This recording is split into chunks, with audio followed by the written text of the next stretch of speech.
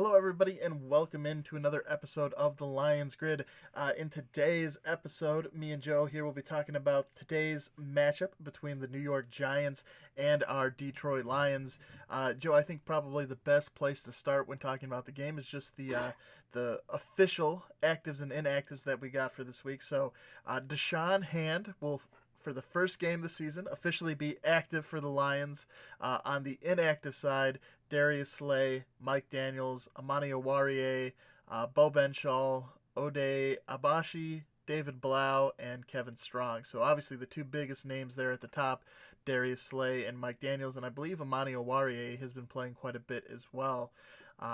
So that's secondary down at least two of the guys that we've been seeing, and of course earlier this week, Joe, the Lions making the decision to trade Quandre Diggs to the Seattle Seahawks, trading him for, I want to say, they gave up a seventh round pick and Diggs for, I think that seventh round pick was in 2 years. So not this upcoming draft, but the next one. And then they got a fifth round pick back from Seattle. So essentially trading him for next to nothing. Kind of an interesting thing there, and I know we haven't had a chance to talk about it on the season, so I'm just curious on your take, Joe, there about that Quandre Diggs trade.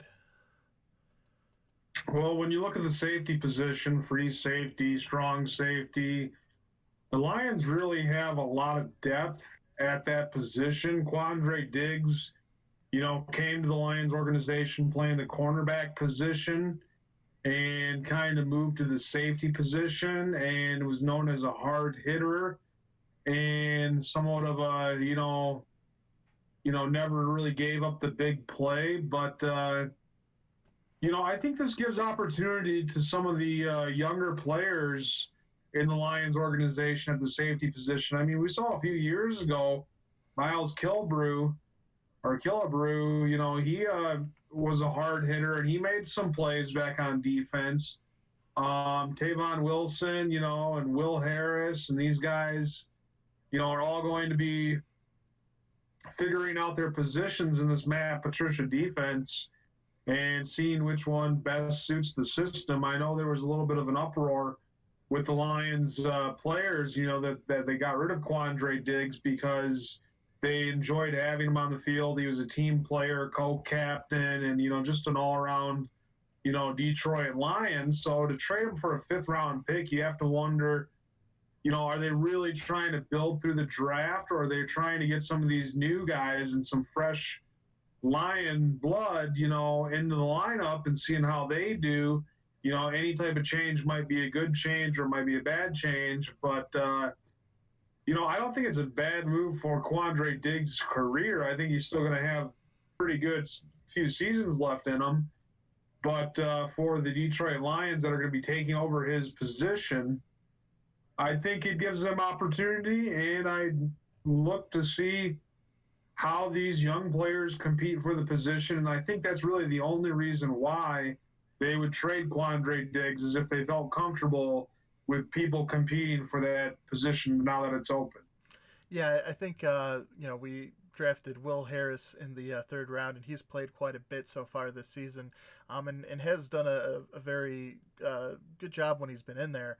Not like an outstanding or Pro Bowl level job, but he's definitely been competent when he's come into the field in various sub packages, or when he's been I know Diggs got injured there for a game, so he filled in then.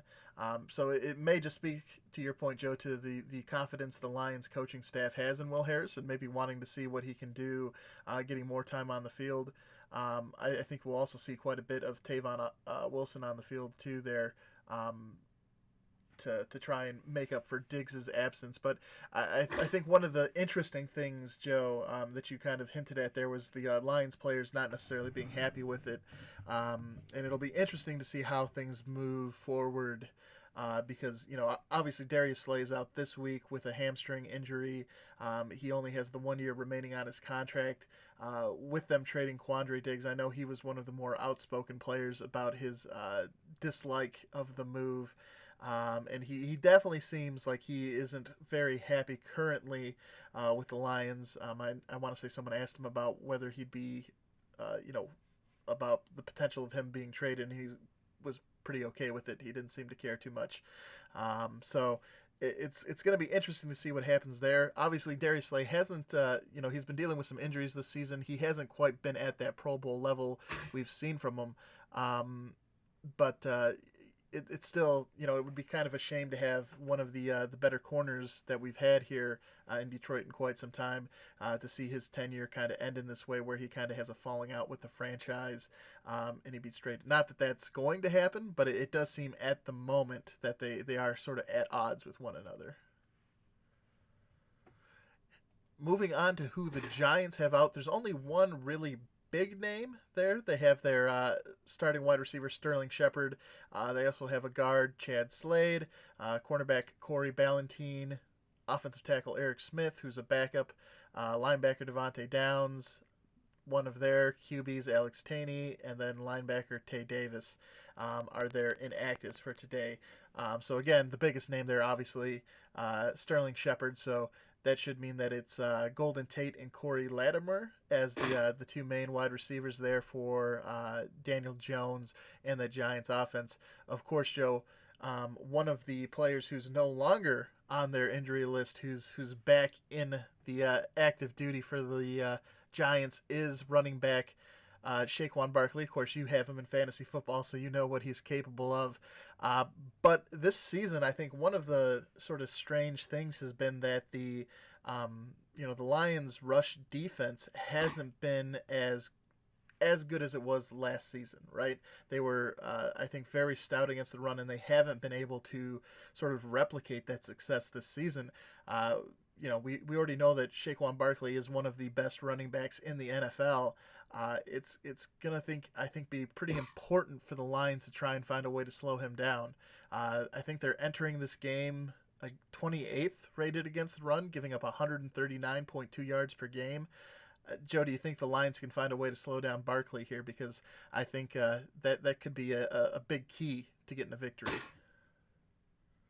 Well, I hope that he has a good game, but I also hope the Lions get the win. Mm-hmm. I got him in fantasy football, so looking for him to do well, but just looking for the Lions to put up more points. I know with Golden Tate and second-rate wide receiver there at the positions, I think it's going to be very run-heavy today, and Lions, I think, can pick up more yards and score more points through the air. Yeah, and I think another big thing for the Lions is going to be the turnover battle. The Lions don't give up the ball a whole lot, and up until last week against Minnesota, they'd been generating quite a few turnovers. Last week, they did cause 3 fumbles, but they weren't able to recover any of them. Daniel Jones has already thrown for 7 interceptions on the season. He's also fumbled 6 times. Certainly an opportunity for a Detroit Lions defense to come in here and get some turnovers. And in those close losses to the Packers and Kansas City, those even though the outcome didn't end up going their way, certainly a big part of them being as close or in the lead in those games was due to the turnovers and being able to generate those. So I think the Giants are certainly susceptible to giving the ball away. We'll have to see if the Lions defense can cause those, because I think one of the things about Bill Belichick is that he often has success against rookie quarterbacks. It's going to be interesting to see if Matt Patricia, coming from that family tree, if he can also come up with a game plan here to take advantage of an inexperienced quarterback in Daniel Jones. I think the last real thing to talk about is, we sort of talked about the things here inside the game, Joe, that are going to help determine things. Obviously, to your point, I think it's going to be important for the Lions to try and slow down Barkley, but their offense is going to need to be clicking. And obviously, Kerryon Johnson placed on IR, done for the season. It's going to be interesting to see how the running backs left on the roster sort of step up to fill in for him. Obviously, you have Ty Johnson, the rookie we drafted. You have J.D. McKissick. The other 2 guys, I'm not sure if I think all 4 of them may be active in this game. Of course, Ty Johnson, J.D. McKissick, but then there's Troy Carson and then Paul Perkins, who used to play for the Giants. It's going to be interesting to see if any one of them can help generate a run game, because the Lions have done quite a bit of, they've tried to run the ball quite a bit, but they just haven't had much success overall. Um, Joe, do you think that maybe Ty Johnson or J.D. McKissick, just because they're a little bit different when it comes to running, Kerryon Johnson is more so that traditional every down back. He's kind of that mix of speed and power. Ty Johnson and J.D. McKissick certainly more so those guys that do well out in space with speed. Do you think one of them, because of their different approach, may be able to find some success where Kerryon isn't or hasn't been able to? Yeah, change of pace, new player, new dynamics. I think it's good for the team. On Johnson had one good game this season and really didn't produce too much other than that. So, we've seen big plays from McKissick, Ty Johnson, not really getting too many chances in the backfield to create too many big plays. But, with both those guys, being the primary running backs this week, it's going to be fun to watch. Certainly. And then in terms of what this game means for both of these two teams on the larger scale, obviously for the Lions, unfortunately we're kind of riding a 3-game losing streak here against the Chiefs, the Packers, and the Vikings, sitting at 2-3-1 on the year, 4 games back from the Packers in the NFC North. I think this is certainly a game on paper that the Lions should be favored and that they definitely need to win. If you look at it realistically, honestly, I think to make the playoffs, whether it be as the division leader or the wild card team, you need to really do your best to get to that 10-win mark. And there's still plenty of time left in the season, but the number of games remaining, definitely goes down each week. So there are 11 games left to be played for the Lions. They need to get that 10-win mark. They would need to win 8 of those 11. Certainly a chance here against an opponent in the Giants to get that streak going. But I think definitely important here at home for the Lions to get off this 3-game losing streak that they're currently on. For the Giants on the other side, they are also riding a 3-game losing streak currently. They've lost their last 3 games to the Vikings, the Patriots, and last week to the Cardinals. So, of course, they're also going to be motivated. They're sitting at 2-5 on the season. It's going to be, they're definitely looking up at the Cowboys currently, who are sitting at 4-3. They're only 2 games back because the NFC East is kind of a mess right now, but certainly a game where a win is important for both of these teams. Again, the Lions, I think, are the favorites, so they should get the win here, but Joe, do you think if the Lions were to for some reason lose this game today against the Giants, do you think this is sort of that would end their season, or do you think there would still be enough time for them to recover and make a push to the playoffs? Yeah, you want to say push to the playoffs, you want to say division winners, you want to say in the playoffs and competitive, go far in the playoffs, win the conference championship, go to the Super Bowl. All of these things sound great, but at the end of the day, it's just whether or not your team plays some good football, some entertaining football, puts together, some points, make some good plays. It's just good quality entertainment. And if the Lions can be entertaining, it'll be a fun Sunday if they can just be entertaining. But to really put the emphasis on, if they lose, are they out of the playoff push?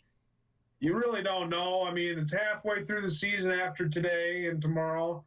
So you would like to think that if they have another victory and they're 3-1, that they're still at 500 and they have 8 games left to make a push for the playoffs. So I'll know more how to answer that question after today's football game. Yeah, it's certainly kind of a hard thing to predict. Certainly, it's also going to depend on the outcome of a lot of the other games. If the Packers get another win, it certainly continues to put the pressure on everybody in the NFC North. And, of course, we'll take a look at those standings when we do the Kings of the North episode. But, the NFC is a very tough conference. The Lions play in a very tough division. I think it's important, again, to capitalize on the opportunities that you have. We talked about it earlier this season. Even though the tie against the Cardinals wasn't the end of the world, certainly a game the Lions could have won, so kind of a missed opportunity there. you got another chance here against the Giants, a team you should be favored against and a team you should win. You got to make the most of that because it's going to be a challenge, right? It's you got to play all these NFC North teams again. You got to play the Bears twice. Luckily, their offense looks a little disjointed, so that may be easier to do than originally thought. But it it certainly doesn't. Your schedule doesn't get any easier, so you need to make the most of these opportunities and get the wins when you can. So hopefully we'll be able to come back to you guys on Monday and have a discussion about a Lions victory. Both me and Joe and Pick'em going with the Lions. Honestly, think they should get the win here today against the Giants. I would be surprised if the Giants somehow did sneak a win here in Ford Field. But yeah, hopefully we can do a recap video on Monday and give you our reactions to a Lions win because certainly a Lions loss, I think it doesn't necessarily end of the season at that point, but it the hope gets a little it's not as bright at that point. The hope dims a little bit if they do somehow find a way to lose this game. Certainly a much more optimistic conversation is if they can get the win here today, which they should be able to do. Any final thoughts, Joe, about the game before we wrap up the video here? Just looking to see Stafford continue on his great season. He's been playing good football. He hasn't turned the ball over too much. Offensive line has been pretty solid for the most part. So, you just want to see a good passing attack and, just hear the crowd at Ford Field and see how the game goes. So, with that being said, I'm going to be watching the game today, and I'd have to say go Lions. Yeah, and to your point about, of course, Stafford's been playing very well so far here this season. I want to say, I can't remember the specific number, but I did see that he just needs, he's within striking distance in this game of passing Joe Montana on the all-time passing record. So hopefully with another good performance here today against the Giants, we'll see Stafford move up and take over the, I think that'll move him to the 19th spot in terms of the all-time passing record. So hopefully he comes through. I know I'm a little partial. Not only is he the Lions quarterback, but he's also my fantasy football quarterback. So looking for him to have a good day here against a Giants pass defense that hasn't been the greatest. But that will do it for today's episode. If you did enjoy the show, please do help the channel grow. Dropping a like button. Hitting that like button helps us out quite a bit. And then there's also the subscribe button. We have a goal of reaching 100 subscribers, and we're making great progress towards that, but still need a little help to get there. So if you haven't done so already, please do consider subscribing to the channel. Definitely the best way to help us out, and we very much appreciate that. We will be back again tomorrow to do our sort of recap of whatever happens here today. To Joe's point, I think the last thing to say is go Lions, and hopefully they defend the den and get a win here today against the Giants. Until the next video, I'm Kevin Marheine. He's Joe Wilmot. Hopefully be back with you tomorrow with a good reaction video to a Lions win. Until then, bye-bye.